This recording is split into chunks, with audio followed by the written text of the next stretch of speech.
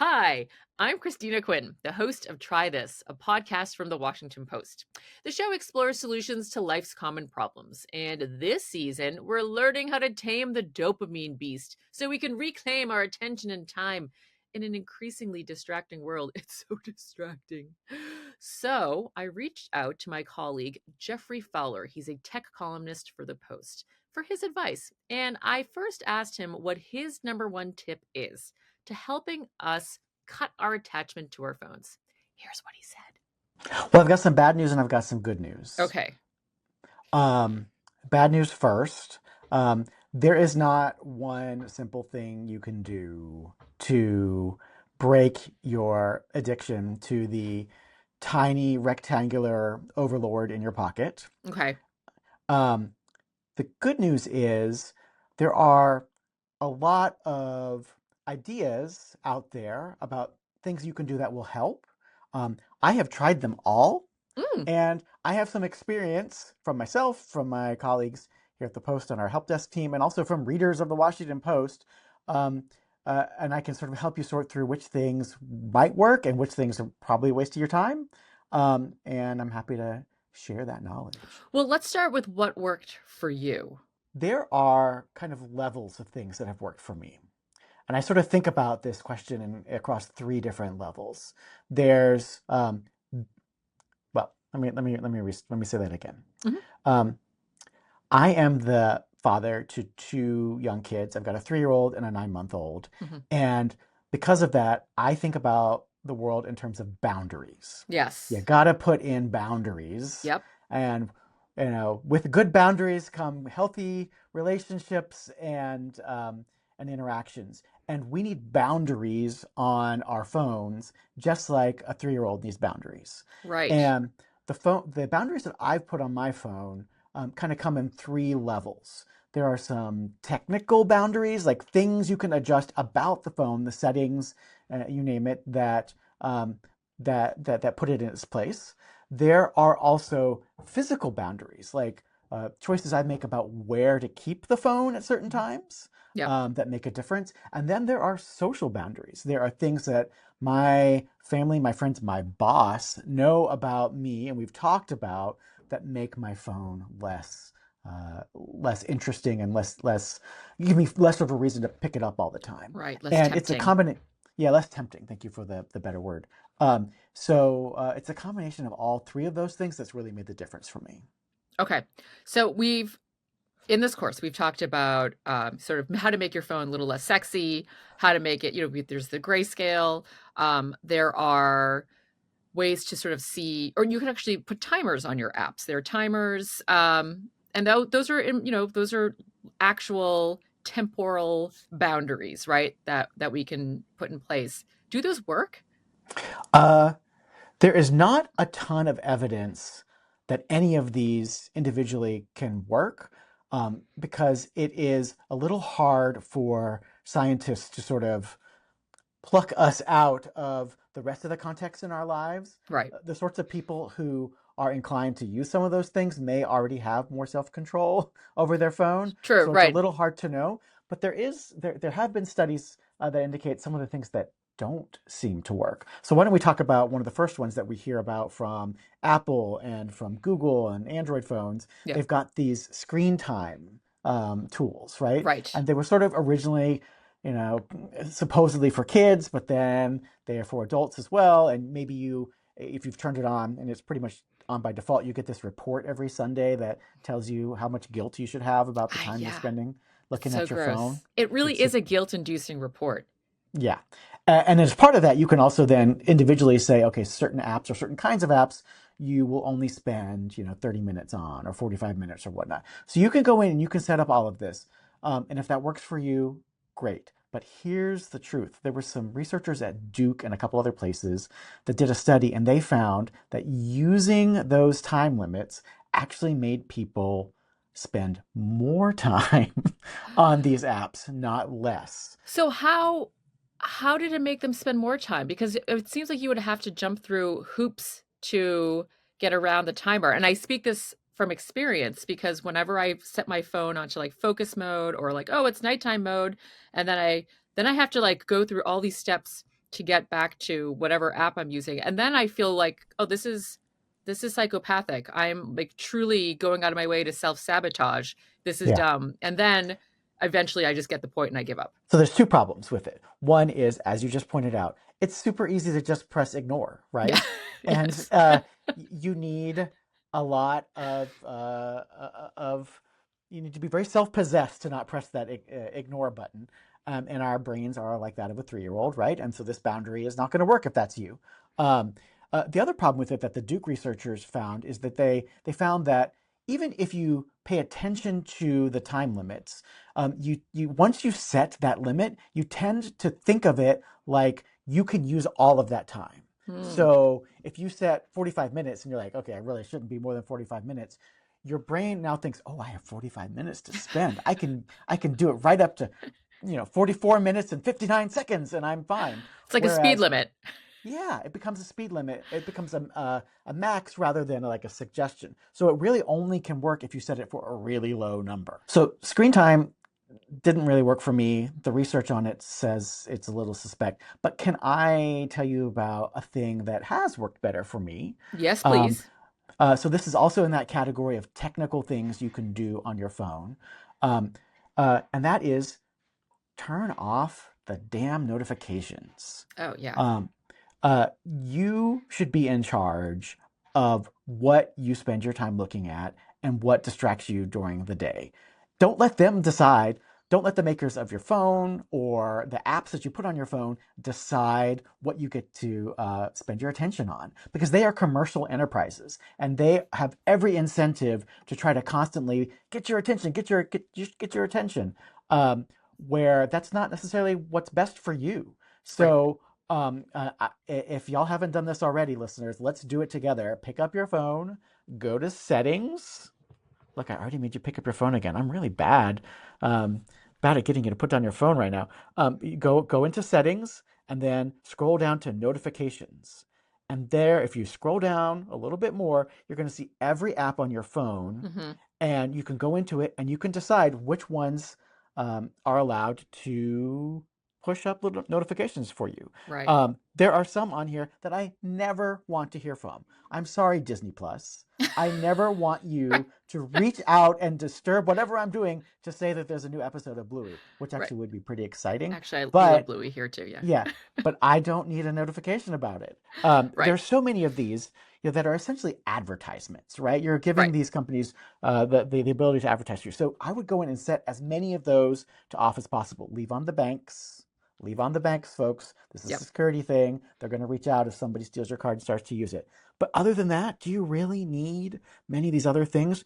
The Gap? No. No. Facebook? No. No. So when you go through and tailor these, you can also, inside those settings, you can even turn off, that little red circle that appears on the top right corner of an app that tells you you have like 27 unread Facebook notifications. You can turn Yes. off the red circle too. So it doesn't look Oh, like there's something important going on in there or right. that you're missing out on That something. I'm missing Just out.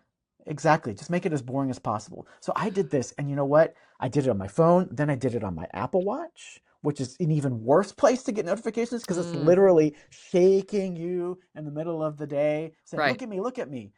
Turn off as many of these as you absolutely can, and you will be so much happier. Okay. Great advice. What if I've already done that? Because I have. I have already done that. And yet, my phone told me that I picked up my phone 132 times the other day. That to me sounds excessive. I mean, that is a lot of times. Um, See, this the fact that reminds you say so makes me feel like, oh no, okay, it's true. That is a lot of times. Christina, this is a judgment-free zone. We are here to help each other. Okay. Um, uh, uh, but you saying that reminds me, can I just tell you of a quick little story of something that I once did? So as an experiment, Okay. so I'm based in San Francisco, and so I um, went to a costume store, which we have a lot of in San Francisco, Mhm. and I rented a Chewbacca costume, Love it. like the Star Wars character, and I put it on a colleague. And then we went to a subway exit in San Francisco in the morning during rush hour. and my colleague stood there as Chewbacca and waved at people while they were coming out of the subway. And I sat there and I watched to see how many of them looked up from their phones Mm-hmm. enough to see if they could identify Chewbacca. And then I would go up to them and say, "Excuse me, did you see Chewbacca?" And most of them did not. That is how deeply absorbed into these devices we are. Oh my goodness. That's like, I mean, imagine missing out on that opportunity. And it turns out that there were a lot of people who missed out. Like, imagine going home and be like, oh my God, I saw Chewbacca, on this intersection. And they didn't. Two more suggestions for you Okay. that are technical in nature. So these are like the technical boundaries to put on yourself.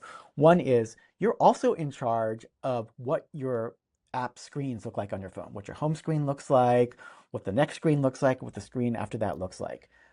You can design those in ways that when you reflexively pick up your phone, unlock it, and you look there, it's not so interesting. Like, Hmm. what do you put on that front page? Do you put Instagram and Facebook and their Candy Crush app? Sorry, that was a very dated reference, but some people still Candy Crush. Your Sudoku, God, that was even more dated. Whatever the thing that always gets you. No, you don't put those things there. Put boring things on the home screen. Oh, my Also, home screen is the front page, and it's a good one. I've got no, all of my news apps and podcasts and music, nope, nope, Slack. nope. What? Make Okay. you can adjust those screens and you can make multiple ones. Put them in places where they're organized so that you don't get distracted by other things when you go in to do something legit on your phone. So put all your work things Mm-hmm.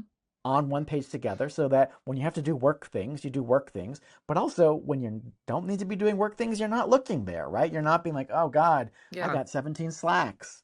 So you can put that away. Or like I have all my banking things on one page. I have all my smart home things on one page. So you can control that experience. So that's one recommendation. I really love the idea of treating my phone as a newspaper. I do. Sort of like having the front page and then like, A1, A2, A3. Yeah, I love that. And you're the editor of it and you choose.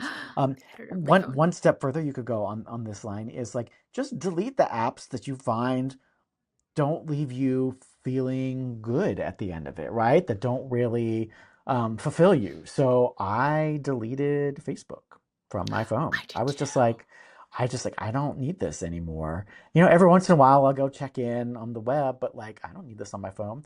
Or you can even do a half step into that. Hmm. You can not delete, but you can just remove it, Right. remove the icon. That's And what if I did. And it did make a difference. Sorry, but yes, no, that's great advice. yeah, Finish your sentence, but because then we'll, yeah. so you can delete the icon but not remove the app, and then if you want to get to it, you just pull down to search, and then you can still pull up the app if you really need it. So, Right. that's another. Let's talk about some physical things that you can do, Okay. some physical boundaries you can put in place. Um, you are in charge of where your phone is, believe Hmm. it or not. And the number one terrible place to keep your phone is by your bedside. I've Like, heard this before. I get it. Like we know from research that if you if you have that phone out, it's not just that it's like got like blue colored light or whatever. Like Right. that was a hot topic a couple years ago. It's that these apps are designed to get your mind going, right? They're exciting and they get you ruminating and they get you thinking about the latest news out of the White House that you're like, what is happening? Can he Right. do that? I don't know. All the sleep experts I've spoken to say before any gadget you buy to help you sleep or kind of sleep measurement, whatever, special bed that adjusts itself, they're like, just get the phone out of the bedroom. Right. So now I hear you, Christina. You're like, so how will I know what time it is? How will I know when to wake up? And the answer is an alarm clock. They I knew you actually were going to make say these. that. They actually make these. They are, metal or wooden sometimes, plastic even. Just They stop. have little numbers that cycle by, and you can press a button. I have one for my 3-year-old that changes color. It like turns yellow when it's almost time to wake up, and green when it is time to wake up. Also could work for adults. I'm just saying, like, there are other ways to make sure you wake up. I hear you thinking one other thing, but how am I going to fall to sleep if I don't have a phone to look at while I'm trying to fall asleep? And the answer is I got from Ariana Huffington, who is an expert in sleep. She's written books about this. She said, Get yourself and always travel with a book of poetry. Hmm. Nothing will put you to sleep faster than reading poetry Interesting. What because it's kind of kind of poetry, boring. though? You're going to make a lot of people mad with that sentence. Poetry is wonderful, but it does not keep anybody up at night. That's true, actually. That's a good point. Actually, you know what? We did a sleep course, and the book that actually really that I will never finish because it's interesting enough, but not so compelling that it keeps me up at night is Eleanor Roosevelt's autobiography. I'm still reading it, guys. This is like our first course that we did on like how, just sort of how to sleep better. Blue light is that is a thing. Don't look at your phone at nighttime, guys. But or if you do, put on your orange glasses. Eleanor Roosevelt's autobiography, still interesting. Will I ever finish it? Probably not. But it Yeah. always does the trick. So amen to that. Okay. Okay. These are all wonderful physical boundaries. These are physical boundaries we're talking about. Right. So let me suggest another physical boundary. Okay. Um, if you keep it out of the bedroom, another physical boundary is keep it away from the dinner table. Oh yeah, totally. I just think it's rude when Especially people are on it at the dinner table, but all the time, though, right? It's pretty common now. But if you, especially if you have a family, you just make a family rule. The folks at Common Sense Media have a lot of really good advice and kind of worksheet kinds of things for families that are about to give their kids a first phone. mhm. And part of it is like the kid has to write like a contract with their family about how they'll use the phone. And one of the suggested things in the contract is no phones at the dinner table. And that forces you to actually engage with your family, your partner, whoever, and actually talk to each other and learn about what's going on in your lives. If you want to take that a step further, I once interviewed some folks who practice a phone-free Sabbath. Ooh, So I the like whole that. family on Sunday just decides this is our no phone day, and Right. they all put them in the same altar, whatever you want to put them, Hmm. bag, lockbox, you name it, Yeah. and they go about their lives as normal family, normal people. A phone-free Sabbath sounds lovely. That's a great idea. I like that. Worth at least a try. Easier Yeah. than trying to go cold turkey, for a longer period of time. So another thing, though, I think we should talk about is triggers, because that's something that Anna Lemke had talked about as well, which is sort of, think about why you're doing the thing that you're doing when you do it. Like, think about like, why are you picking up your phone? What's prompting this? And, we can get a little deep there because I think a lot of people feel very uncomfortable being bored. Yeah.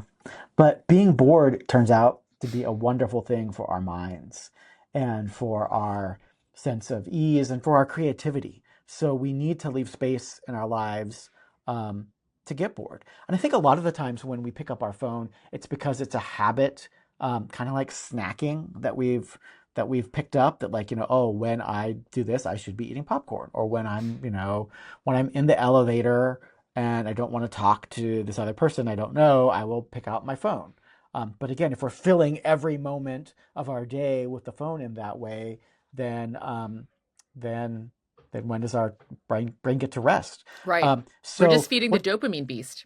Right. So what you need is something else to do instead. So what else can you do other than pick up your phone?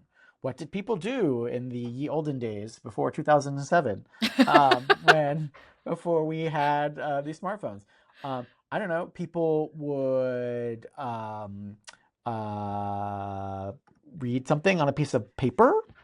You could sort of carry, maybe this is a reason to finally subscribe to the New Yorker in print. So you always have the latest issue with you in your bag, and you just take it out and you read that tiny type while you're sitting there. So that's the one thing. But Right. just experiment with different things. Some people doodle. They have a little piece of Hmm. paper and they're drawing. I don't know, Christina. What has worked for you as like another thing to do? I think reading an actual physical book for sure.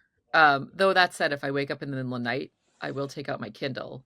But I think that that's allowed, so I'm not gonna go there. But yeah, I think reading off of an actual paper, going a little analog is great.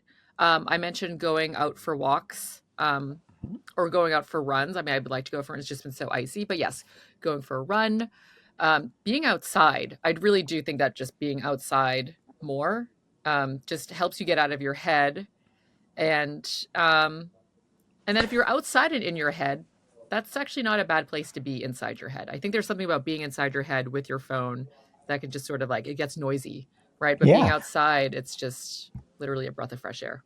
Okay, so there's one more category of things that we haven't talked about yet that I Okay. want to make sure we hit. And these are social boundaries. So Mm, we all live in a world where we have people in our lives who we think expect to hear from us and be in contact with us constantly, especially at work. Um, Slack. So email was bad enough, but then Slack came along and it sort of like ratcheted up the expectation that you're going to respond within a certain time period. Um, Slack, like other apps, has like things you can go in to say, I'm offline right now, or don't send a push notification right now. And great, use those things if you can.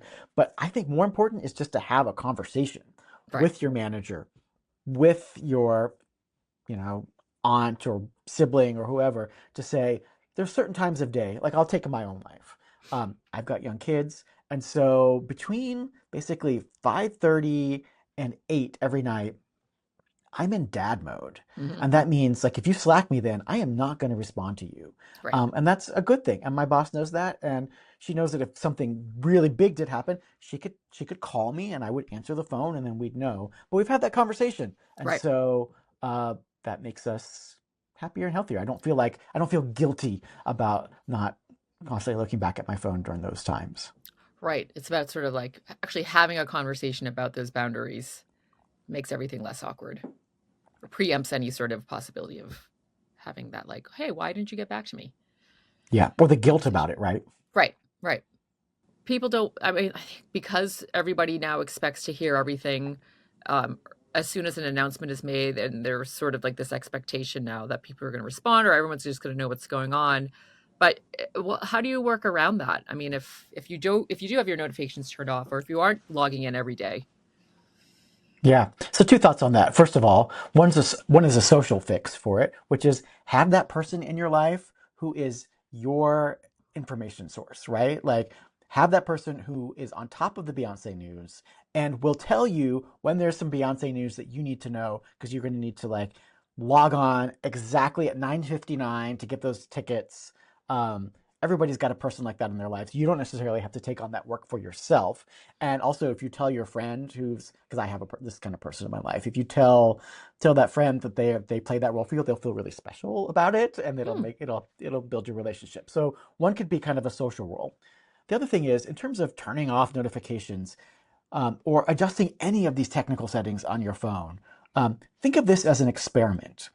You know, everything in your life could be a series of experiments, right? If you think of it this way, but particularly your relationship with your phone. So go in, turn off as many of the notifications as you think you won't want. And if it turns out that you really did want the notifications from like the Ticketmaster app so that you get that alert about Beyonce, then you can go turn that back on if you ended up missing it. But just constantly iterate and play with it, and you'll get to a happy place. I can tell you, I have gotten to a happy place in my life, which has much less notifications in it than it did, um, 3, 5, 10 years ago. But it's taken time, and it's kind of negotiation, and also my interests have changed, right? Like, and Hmm. so I've sort of had to shift with them. I think one big area, and this is sort of like delicate to talk about coming from a newspaper, is how many news alerts do you want coming in Right. on your phone? I was originally, like an idiot, had all the news alerts turned on for all of the news apps that I subscribe to, plus Apple News, which often was putting out the same news alerts. So every time like something would happen, I would get like 5 news alerts about it, and then they would also come on my watch, and I was going like slightly nutty. And so now I've decided that only certain news apps are gonna be able to send me push alerts. And this is Ones when we like, plug the Washington Post. The Washington Post news alerts. in fact, the post alerts are excellent for many reasons, uh, and because in part you can adjust which kinds of areas you want alerts about. Yes, So I have done that and I enjoy it. And yeah, so maybe you the don't alerts need are all always those timely. yeah, so maybe you don't need all those politics alerts, which are like every kind of like whatever, but you want to keep on the main ones. You want to keep Hmm. on the editor recommendations, or you want to keep on especially technology alerts. That's right. Ding, ding, ding. And scene. Jeff, this is great. Thank you so much. You are a wealth of information. You've been very generous with your time. I'm very excited. I feel like I have the tools that I need to live a better, focused life. Yeah, thank you so much. You bet. Glad to be of help.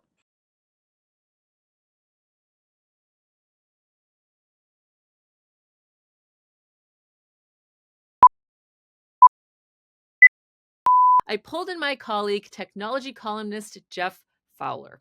I pulled in my So I think we can tame the dopamine beast. I was so close. I was so close. Step away, cutting our attachment. Okay,